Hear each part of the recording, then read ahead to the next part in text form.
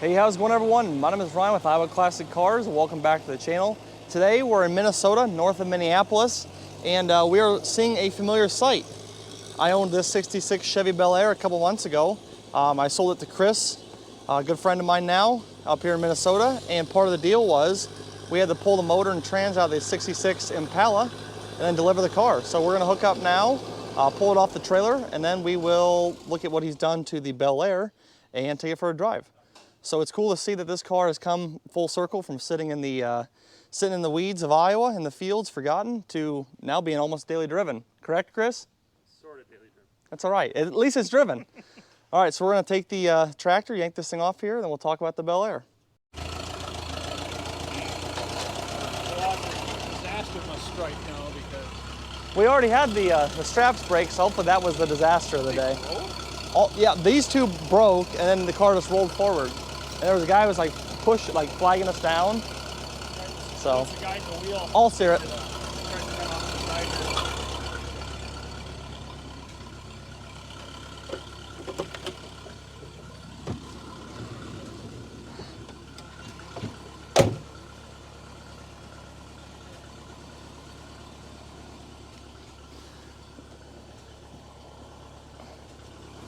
Wait, I need to cut the other way.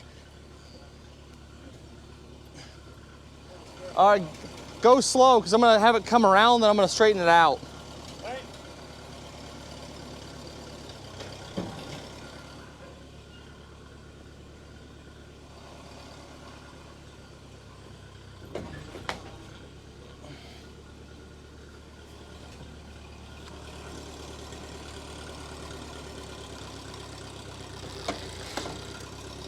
Hey, we might want to get a block just in case.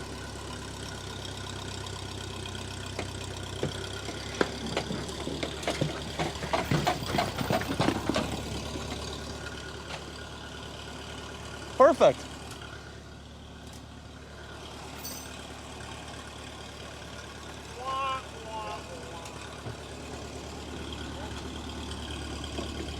Yeah, the most safe place to have the chain come off. We just want to try shoving it, or? I think us four guys can probably just push it.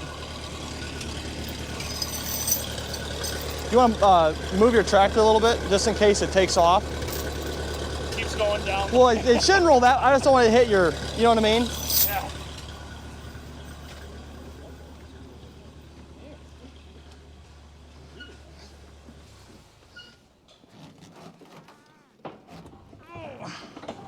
Oh, yeah.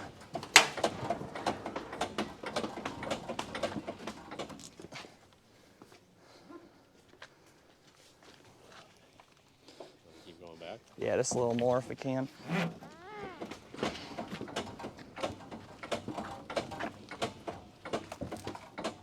There you go. Sweet. Safe and sound. Delivered. All right, so now that the parts car for the Bel Air, it's kind of funny saying an Impala is a parts car for a Bel Air, but that's the case here with this. It's got the Minnesota rust, and she's beyond saving. But I'm gonna pass the microphone to Chris, and we're gonna talk about what he's done to this car and what his future plans are. All right, so we'll start off with the motor here. We still have the original inline 6 250 with a 3 on the tree, 3-speed. What's been done so far since we got it up here after getting it from Ryan's place, carb rebuild, HEI, the original distributor was trashed. New radiator hoses, belts, a lot of basic work. The worst part to repair this to get it fully functioning was the exhaust heat riser in the manifold was stuck open. It was actually heating up the manifold, and the car would only run for a few minutes. That's the engine. The brakes have been completely gone through. All soft lines, all brand new stainless hard lines, master cylinder, all through the entire car. Fresh drums in the rear. Original pads and drums in the front, because front drums right now are ridiculously expensive. Moving on to the interior, the floor required about 19 patch panels, all given by a 2014 Equinox that had hit a deer from its hood. So that's been patched and repaired, and soon will be painted over with Pure 15. The dash in this car is going to be coming out and swapped with the Impala's dash. The seat in here currently is out of the Impala. Going around to the back here, trunk lid is going to be coming off the Impala. This one actually has a rat's nest in it right now, mouse nest. Trunk was in really good shape, only needed one patch panel. Then moving around to the Impala, it's also going to be giving up its taillights, which I know some people are going to consider probably heresy that a Bel Air will have Bel Air badges with Impala taillights, but I like these better. Looks a lot better too. Nice trunk lid. As you guys can see, the Impala has an immaculate interior considering its age. This will all be moved into the other car.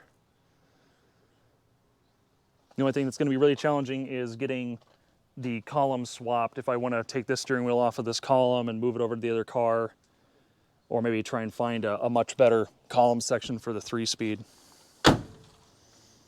Hood's going to be moving over along with the glass from the Impala because the window seals are shot in the Bel Air.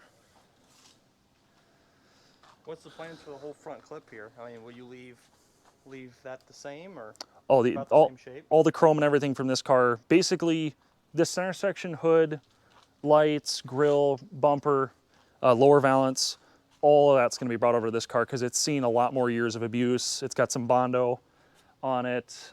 Bumper has a few dings in it. A lot of the aluminum trim here has been bashed in.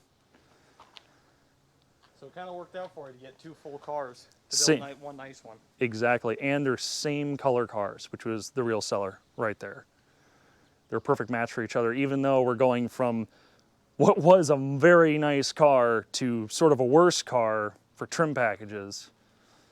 But it works out in the end. Yeah, this one's much more fixable and much more safe to be driving. And I won't cry if someone puts their door into it in the parking lot. All right, everyone. Well, Chris and John, they have a bunch of videos here from the progress of actually working on this car. So I'm gonna end the video of me talking here today, and I'm gonna show you guys a bunch of clips from their progress. We're heading to French Lake Auto Parts in Annandale, Minnesota. So expect to see a video on that in the coming weeks. Thank you guys for watching, and enjoy the progress, seeing this car come back to life.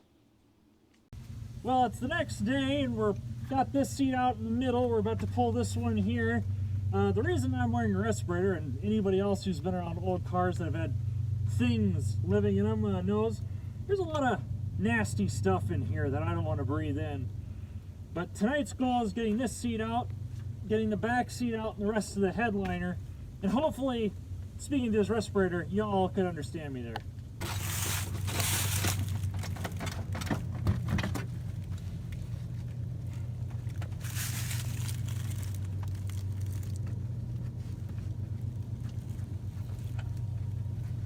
So do you enjoy taking the other seat out a little bit more? It was a little cleaner? Oh, these are much cleaner, and they're actually coming out of this car for once. So the clean seats did not come out well, but the filthy seats, which have been blessed by nature, are coming right out. Yes, they are. And hopefully that rear one that has been melted by nature, Oh, jeez. along with the rest of the dashboard there, hopefully that one comes up just as well. Yesterday we found out that a lot of this car can be pulled apart from the outside rather than being on the inside. But sadly, to do the rear bolts for the seat, I have to go in the back because the doors don't open. I can't reach in from the inside. So Yeah, they're like they're welded shut, right? yeah, it may take some kicking to get this one open, and a little bit of oil on it, and a little bit of what does Vice Grip say again? Some of the hits right now. The fine petroleum products produced by the United States of America. Oh yeah. Here we see the brave man entering the car full of nature's excreta.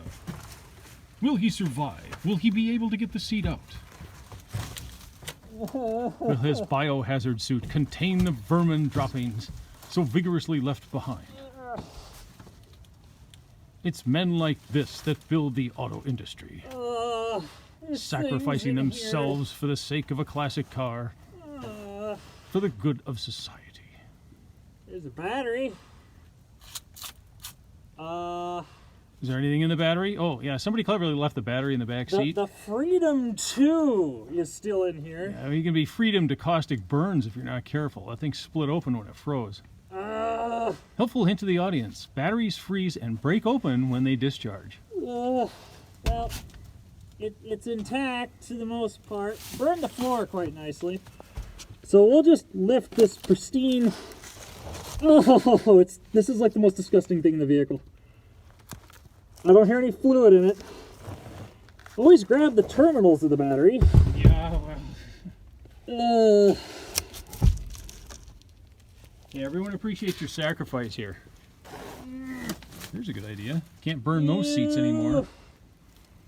You sound like something's chewing your leg. What's going on back there? Oh, pass me the wrench. I'll get the bolts out here. Oh, all right. Another day, another dollar. Yeah.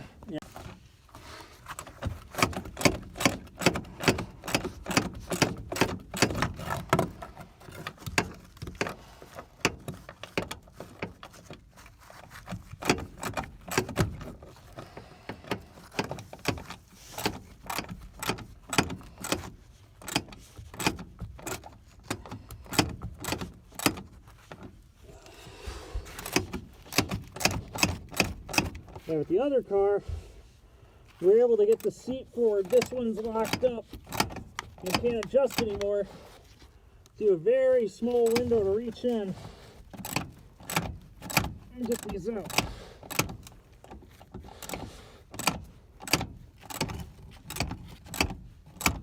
The nice thing is, they're coming up and they're in good shape.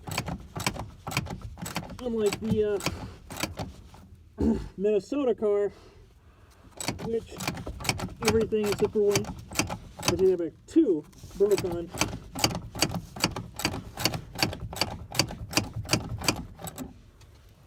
Well, after the hour-long battle, the seat is out. See, unlike the last car, these bolts all came out until the very end, over in that corner. As you can see, that's what's left of the seat bracket. Basically, I had to tear the seat out of the car because of one bolt rounded off. Otherwise, as you can see, it's getting a lot better now that the seat's gone. And now I'm going to try for number 2 over here. To quote a movie, what a lovely smell you've discovered. Holy crap. Yeah, no, I'm glad I'm wearing the respirator.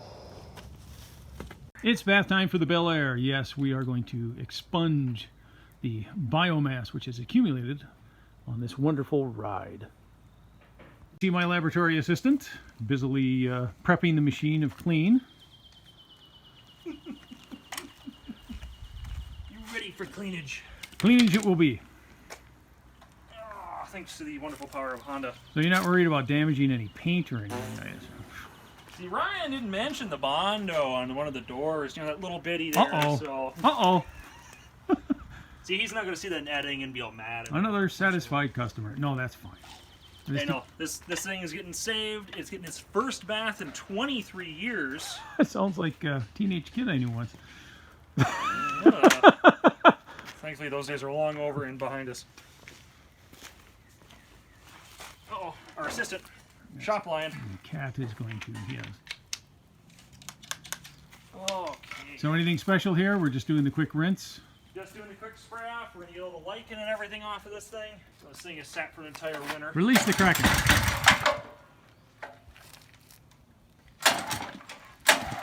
That's right.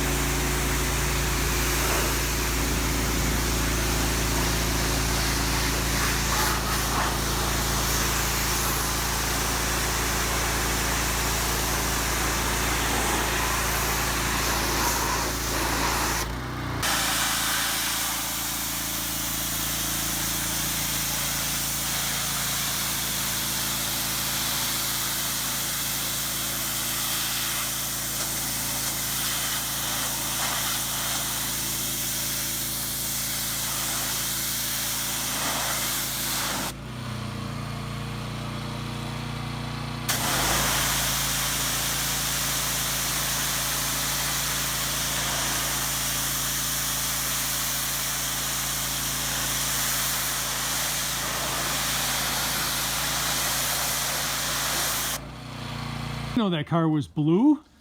Well, it turns out it is. Now that we removed the plant life, a lot of very bad paint from the second paint job this thing had, and a little bit of Bondo. Otherwise, it's just a diamond in the rough. This thing's really solid. Yeah, well, that rough diamond left enough dirt on the driveway to start a garden, but it's worth it. That's what the power washer's for. Just Exactly. sweep her off to the side right there. I'll wash those sins away. Now, the one thing we did see definitely a few times was these window seals are very much shot, so all the windows pretty much had water on the inside as much as they had on the outside. Double duty, I love it. So we're going to be popping these windows out and putting fresh ones in. Hopefully from the donor car and hopefully with fresh seals. Excellent. Go. Give it a shot. Doing? Release the Kraken. Release the Kraken. Alright, I gotta aim for a block of wood I can barely see. So you have to camera and kind of watch where we're going here. Oh, lovely. It'll be fine, I'm sure. It'll be fine.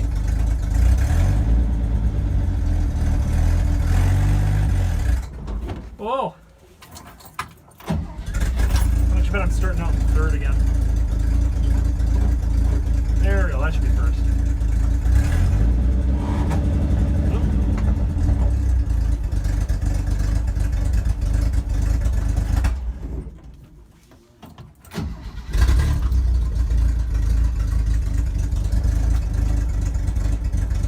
Well, let's see if we can dock the Enterprise here. Go ahead.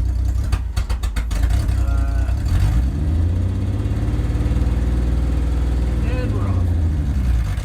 Oh. It's like I'm not leading in first. I know I'm in first. Here, let's try. Sure you're in first?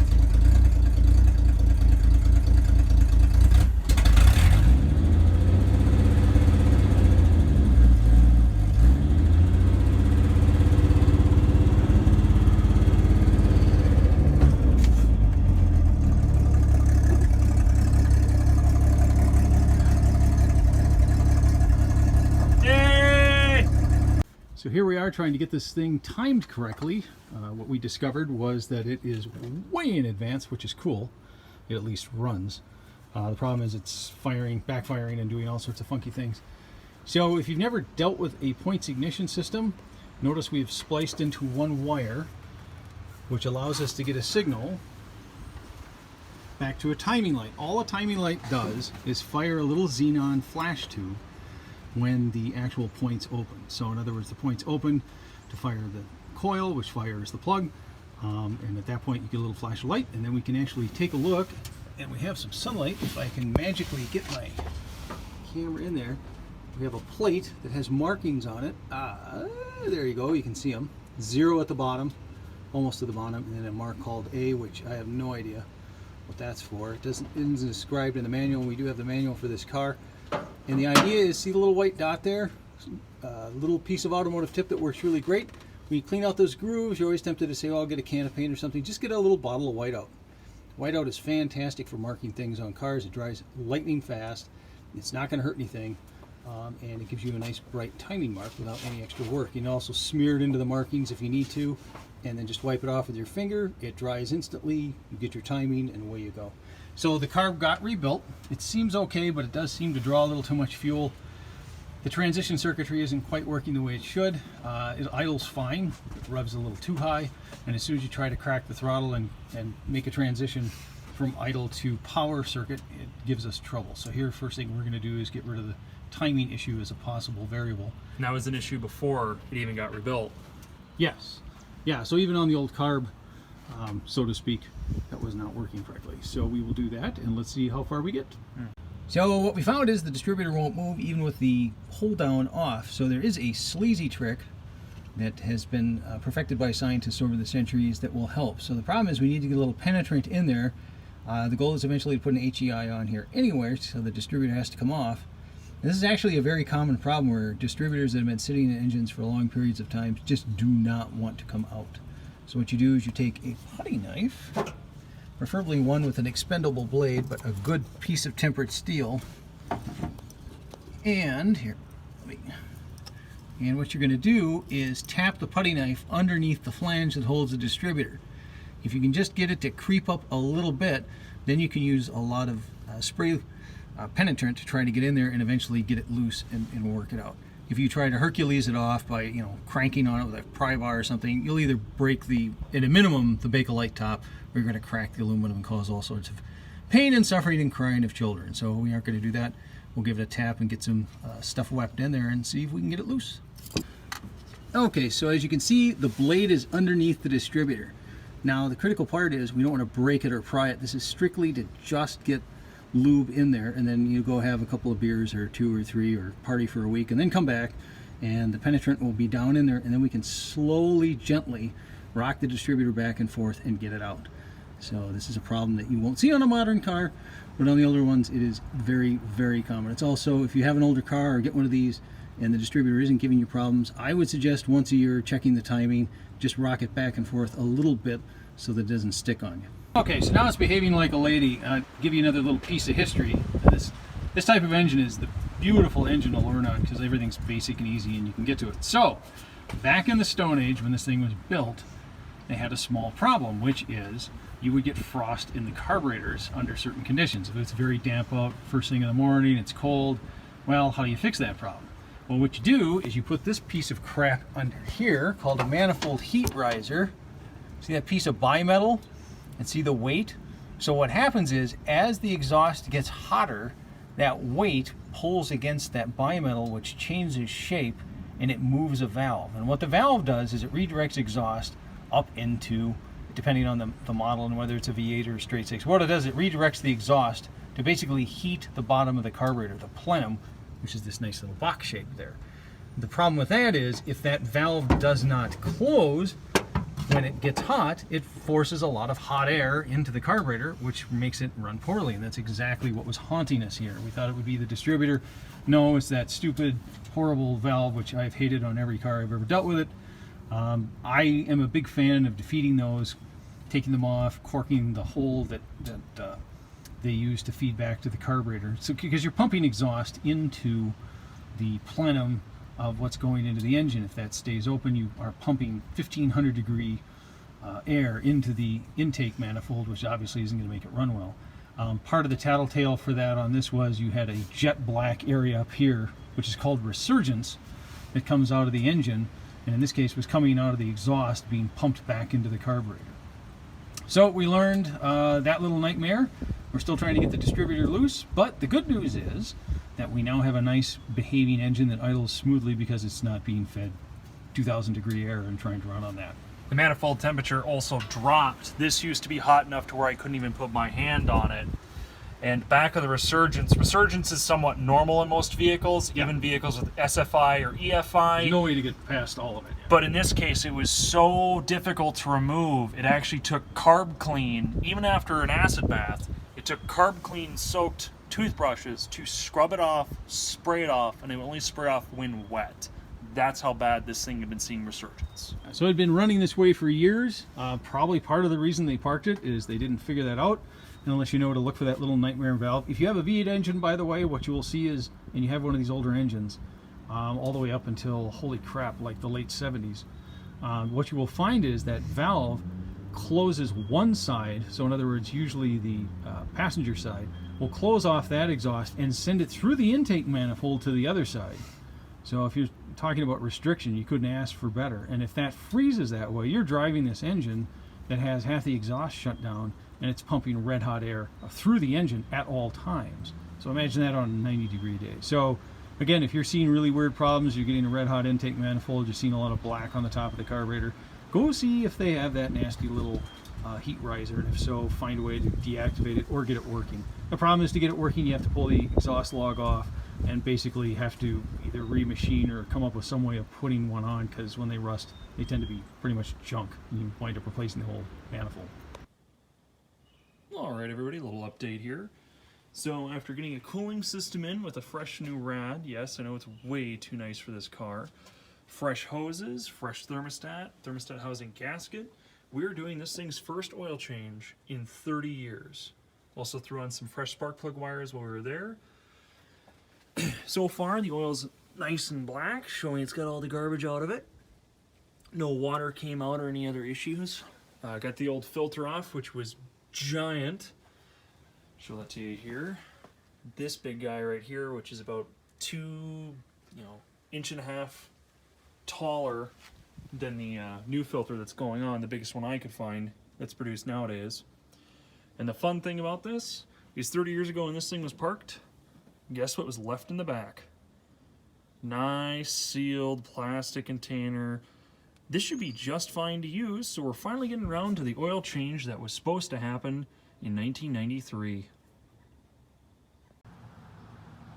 Okay, so we got our new filter in place. Clean up the surface where it spilled everywhere. We're now just finally getting this. You can take a look, you see the white lines. That's a little bit of water, and that took quite a while for this thing to get to it. I had to let it sit after warming the engine to full temp, probably 20 minutes for it to finally start trickling out. As you can see, the little white line right there, that's water. So we're gonna clean this thing up. We're gonna get her on the ground. I gotta pop the valve cover real quick, and we'll go from there. So I popped the valve cover off to verify how much oil was actually getting up top, and it looks like it's doing a pretty good job. But what I'm finding is a lot of debris popping out of the valve cover when I pull it off here. It was a little bit of a fight. I didn't want to remove this fuel line that goes just across the front lip. So I loosened this bolt to turn the clip out of the way, lifting the fuel line out, turning the clip out of the way. And so I'm gonna have to do some cleaning in here, clean and make sure the PCV valve over there is nice and clean. Coming over here,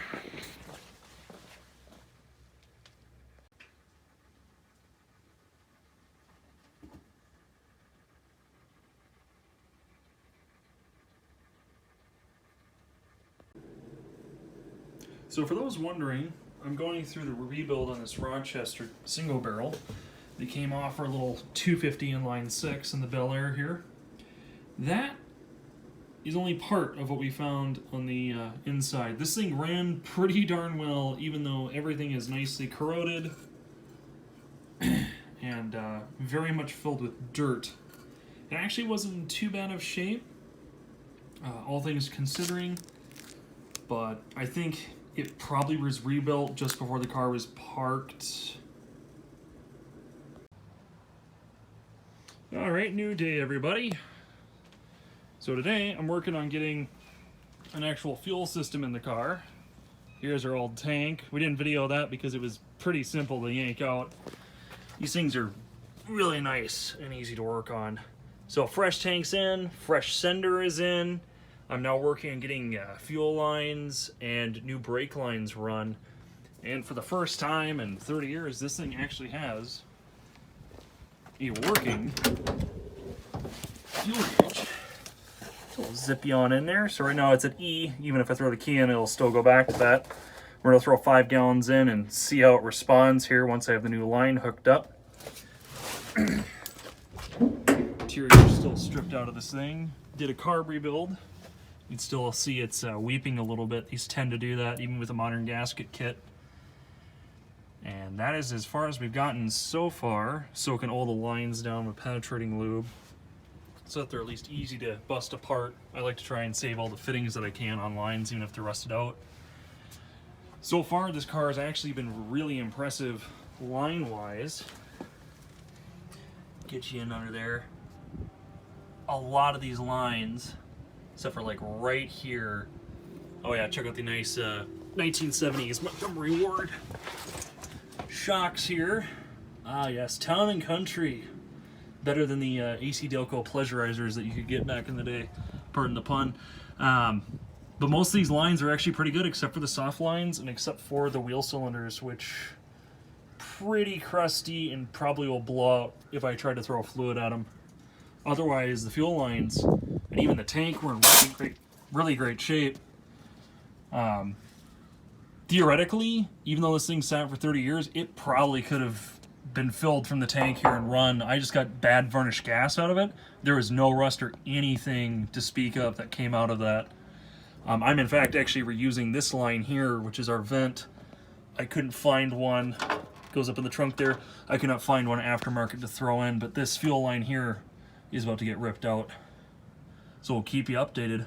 Time in Way too long. Hit it, Hal.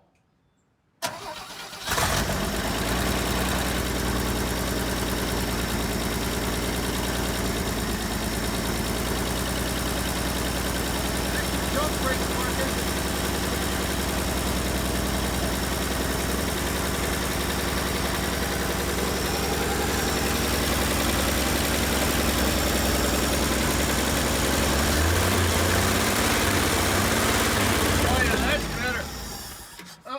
See, it fell down too fast. So now we'll do this. Yeah. And now like that, and now start it. Okay. Yep, remember, grab the back of the ignition. Loosen the dash. Contact.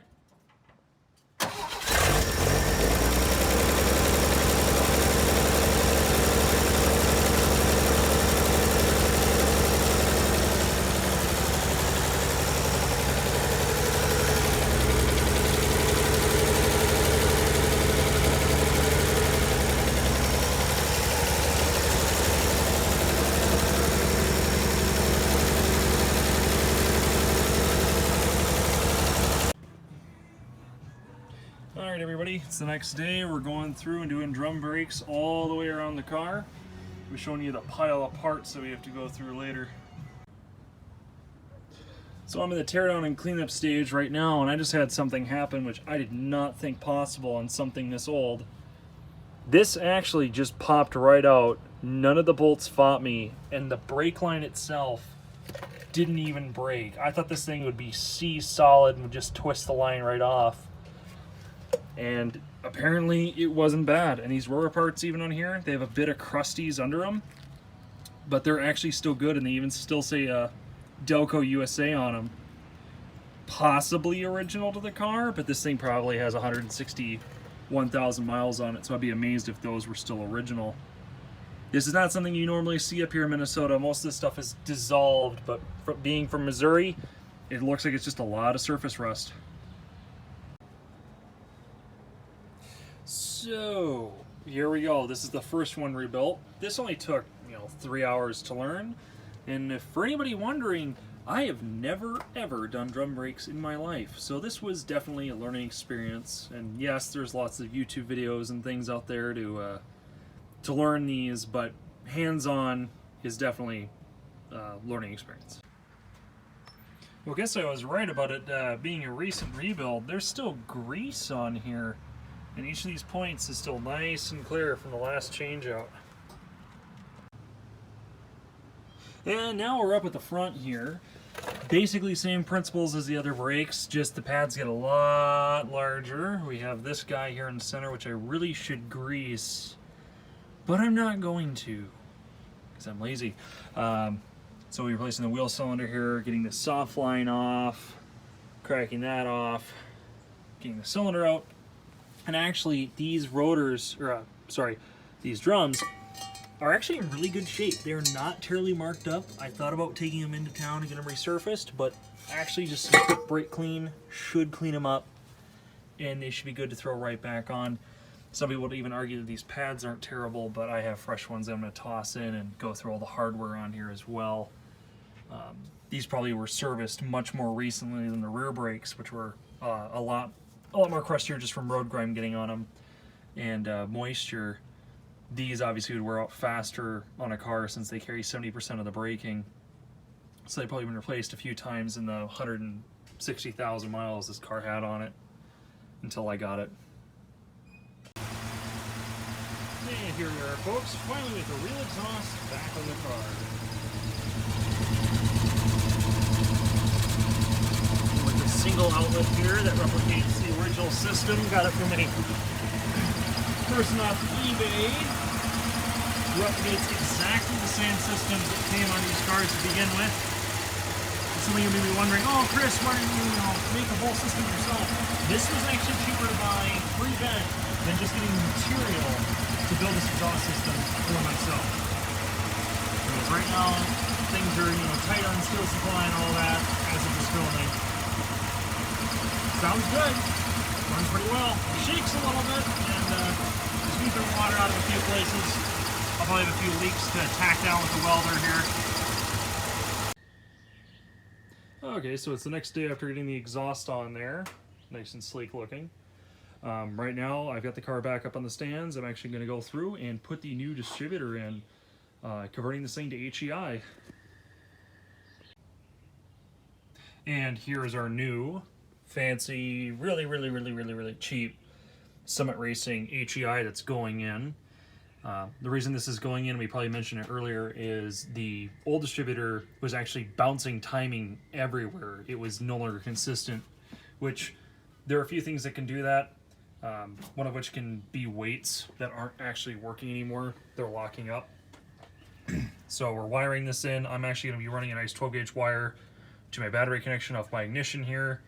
I have verified that I am at cylinder 1. You can see the white mark there. I'm set at 0 TDC for cylinder 1.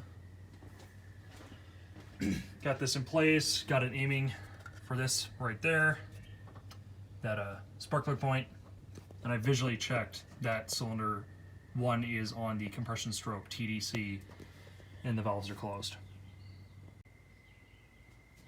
Alright, so we got this all set up, got it running, got it timed 6 degrees before top dead center.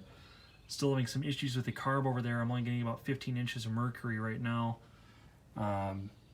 So far, everything on this has been working just fine, except for I got myself a little shocked when I hooked up the timing light backwards to the terminals here and zapped myself through the bumper. Always a fun experience. Alright everybody, so we're back another weekend here, going through and actually trying to patch up these floors.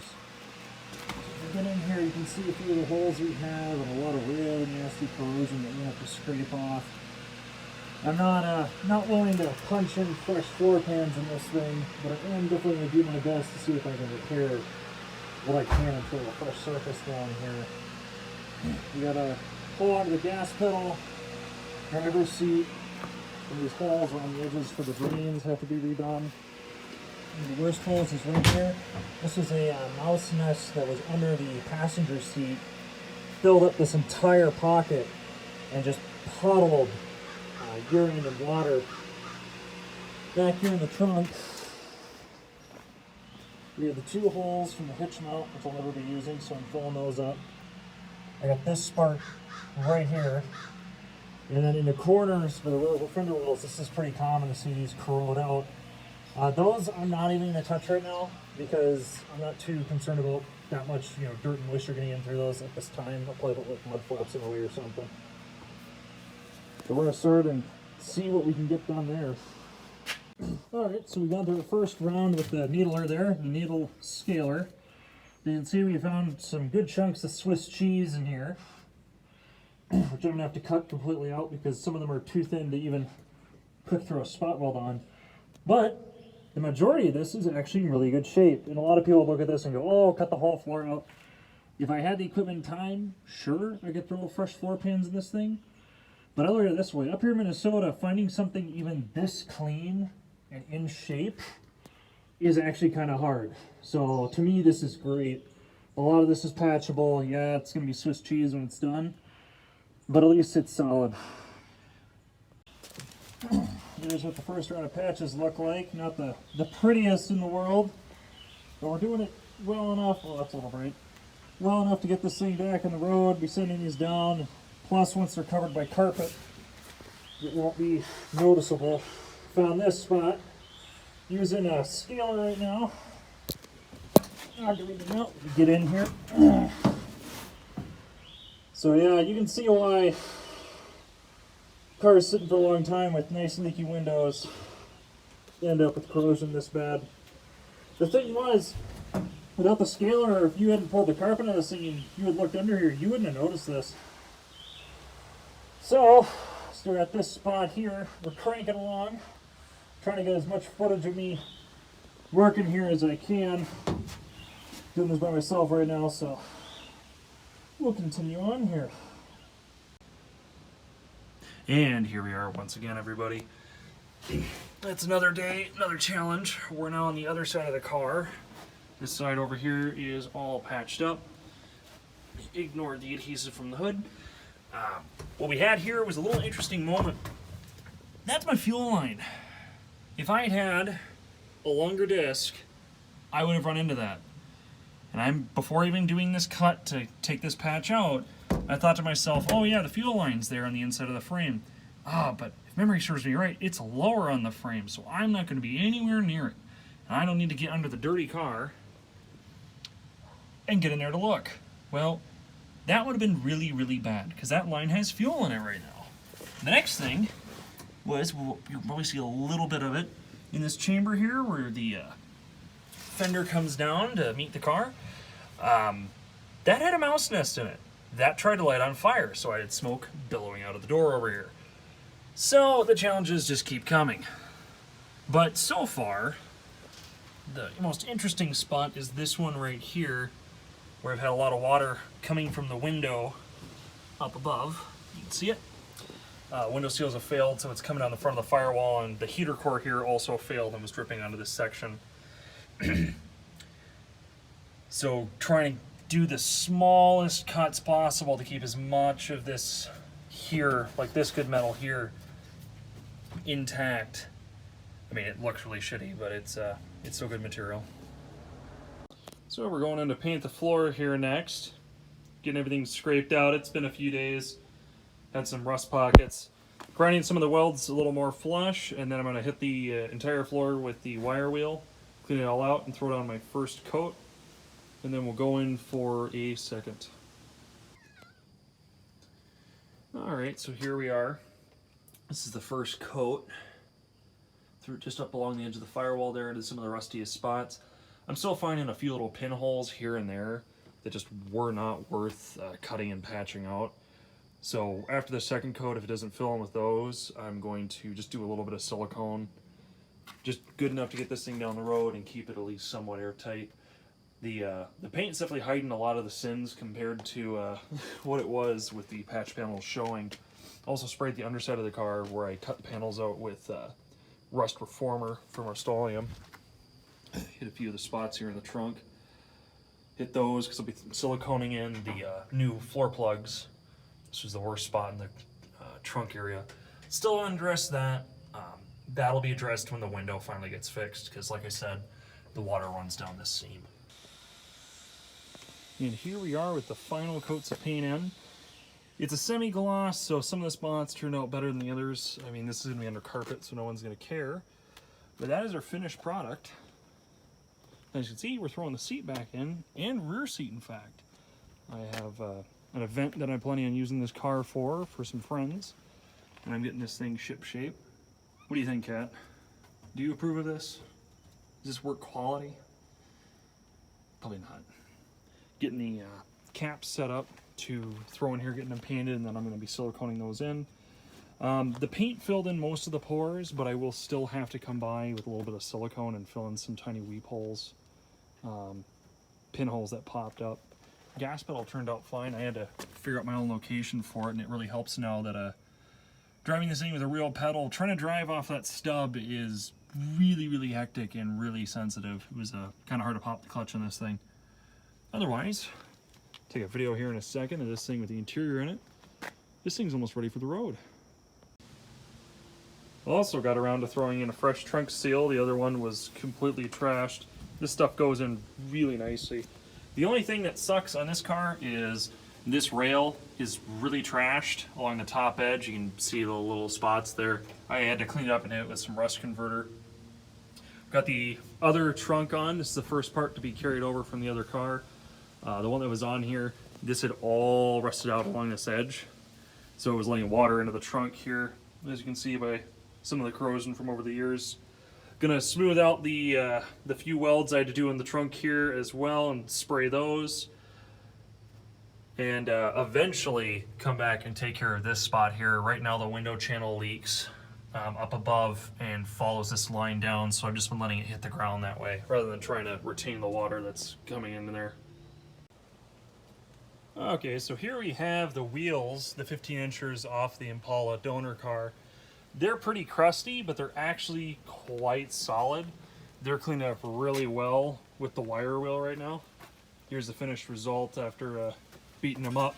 I thought they'd be way worse, but these are quite serviceable. So what I'm going to be doing is wire wheeling, checking for any cracks, any damage, all 5 wheels. And then I have a heavy-duty rust-converting primer that's meant for farm machinery. I'm going to be doing a layer of that on the wheels with a brush, which I know some people are going to be like, oh, that's not going to have a nice smooth finish. So little of this wheel is going to be shown once I have a hubcap on that I really don't care. I want something that can resist going down dirt roads and being hit with rocks.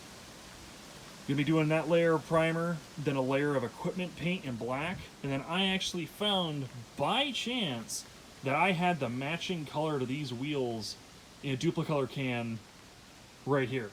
So I actually went out and got a few more cans, and then I'm going to spray the wheels down so at least the color will match on the outside, and then on the inside it'll still be black implement paint of the inside of the wheel. One other thing to add, if people are wondering why I'm not keeping the 14 inches on the Impala or on the Bel Air originally, that's because the 15-inch wheel, it's a bigger, stronger wheel, and having a taller tire on it reduces the RPM the motor's turning over to begin with, especially in this day and age where these things can see a lot more highway use. Not that they weren't rated to do 75 miles an hour, 70, 75 highway speeds. Just bringing the RPM down on a 3-speed really helps the mileage, helps the wear and tear on the motor. Also, looking around, there is one company that provides a disc brake kit that fits 14s, but they're proprietary wheels or disc brakes, which means I can't just get those parts in any auto store. They're actually a disc that's cut down to 10.5 inches rather than 11 inches. That's like a standard GM rotor. 15s lets you do that for $1,000. Right Stuff makes a kit where I can make this car all-wheel disc, which is something I would like to do someday if I hang on to it long enough. Alright, so here's our progress so far. You can see I'm just starting to paint this one with its first coat of actual implement paint. The red primer here, Rust-Oleum primer, went on really, really nicely. I know some people are still wondering why I'm hand brushing this. It's a lot more cost effective. I can get into a lot more of these cracks and crevices. But also, these rims were pretty badly pitted. Not bad enough to make them not usable. They're actually in really good shape considering their years of having corrosion on them. But this dual layer of paint I'm putting on before actually spraying it with the proper blue paint, the proper automotive paint, really helps to remove a lot of the pitting you would visually see. I mean, I could sit here and sand these down a little bit too once I get the black layer on. If I do choose, but it's going on very, very nicely and quite smooth. This stuff's pretty darn impressive for working on steel wheels. Okay, so we're on to the next day here. You can see what this looks like after hitting it with the first round of implement paint, of colored implement paint. And here we have it with the paint that was as close as I could find. Locally and not have to special order. I don't know actually what the correct color for this car is, but this was a color that pretty much matched perfectly compared to the old paint that was on there. I couldn't live with myself with it painted like this, and you can kind of see some of the texture on there. Quite a bit of that is actually from the pitting that was on these wheels. These things were getting pretty nasty, so I'm glad I was able to save them, and at least from 10 feet away, they'll look quite nice with the white walls and center cap on there. Go.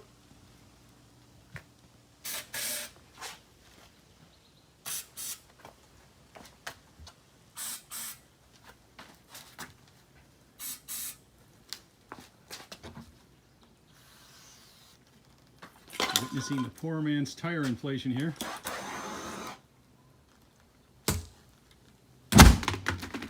There we are. Sold! It's just that simple. Yeah, note to self, don't use the back end of your torch to beat the bead open to get it to mount. I thought it was very red-greenish of you. No, that was bad. Yeah, don't use anything or everything as a hammer. Doesn't work well. So this is one of those fun scenarios you find yourselves in. Right now the blinkers do not work. I pulled the steering wheel and wheel off the other off the donor car and the main driver here. They actually look really good on the main body, but what I found happened, and this was very interesting, you notice the part number was different on both of these. So your stick goes here, and this kicks up and down to indicate your blinkers either left or right. And this one here is a lot lighter of a design than the one out of the Bel Air. So this is the one out of the Impala. And you can see that fine crack right there. This is a smaller screw size, and these are a lot beefier on this model than this one. Also, this post is a lot beefier. And the wheel came off the Bel Air a lot easier, and it kind of looked like someone had been in there. So I think either at some point this blinker switch broke in the Bel Air and got replaced with a heavier duty one. And this one here, being that it's on a car that only had 80,000 miles on it, 81,000, must be some sort of original, possibly. Down in the comments if anybody knows the lore behind the switch. Yeah, the other thing behind this is I really did want to order a brand new one. I'm just patching these two together using the best parts to get this thing down the road for now, but I do plan on buying a fresh reproduction. The funny part is, and I wonder if other people have had this happen, you know, you're over here working on your car, you go, man, I really wish I had ordered that part and, you know, gotten that new, and oh, I know I already placed an order for some parts the other day, and the UPS guy shows up and just sets the parts right on your hood while you're working here. And you realize that you forgot to order the part you needed. And you sit in the seat for 2 seconds and contemplate your life choices. So here's another fun one. So I went through and swapped out the wheel. And got the staff working using parts from both the multifunction switch parts. But this guy right here, I'm getting some better light. This is your turn signal flasher. Well, it's dead, and so I have no blinkers. Well, the problem is, I'm looking around on the internet, and one of the reasons I'm going to make this little video so people hopefully find this, I looked and looked and looked, and people said it should be down here, and you hopefully can see that, right here. That is if you have a car equipped with four-way flashers. Neither of my cars has four-way flashers. So, I looked and looked and looked, and I finally found a diagram on the interwebs showing my flasher right here with a purple wire coming off of it, off of the multifunction switch connector. And I looked and looked and looked and couldn't find it. And people on the internet were saying that it'd be somewhere in the column here, or on the, you know, like I said, on the fuse panel, or somewhere up behind the dash. Guess where it is? It is all the way over here under the glove box. So I didn't find anything on the internet that said that this was over here, except for this diagram just saying that it exists.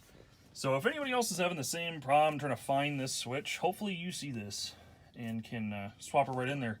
I'm going to grab the other one out of the parts donor and hopefully have blinkers here in just a second. So here's the one I pulled out of the parts Impala. As you can see, it's a much nicer unit.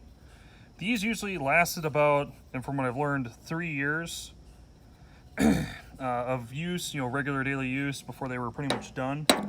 So there you have a nice metal, high quality one, and then this is much cheaper and definitely done. I have no clue if either of these are original to GM, but I can't read the name on there. Either way, we'll see if this one works. Alright everybody, it's been a little bit since I got the seats and floor painted here. I'm doing this, which is a drive shaft out of the Bel Air. Here are our old U-joints, which they're actually not in terrible shape. I probably put 200 miles in the car with these still in there. If I pop this cap off here, you'll still see actually some grease in there. This one is probably like the best one I've seen. This one here, that needle just fell out. That is not grease anymore. That is nicely solidified. Does not exactly move freely. Actually, I shouldn't say it doesn't move freely. They moved freely, but they were a little jerky and would catch, which is not what you want. And that's probably why this car at about 55 miles an hour has a shake. Here's our new guy that's going in. As you can see, unlike the old GM ones that have this hollow center, this is a much beefier Moog. This is a Moog 280. Everything about this is a lot beefier, and it is greasable, which I only put greasable U-joints in on vehicles. Otherwise, this thing's actually going together pretty well, and hopefully I'll have the shake out of the car here along with this and fresh bushings being put in all the suspension parts.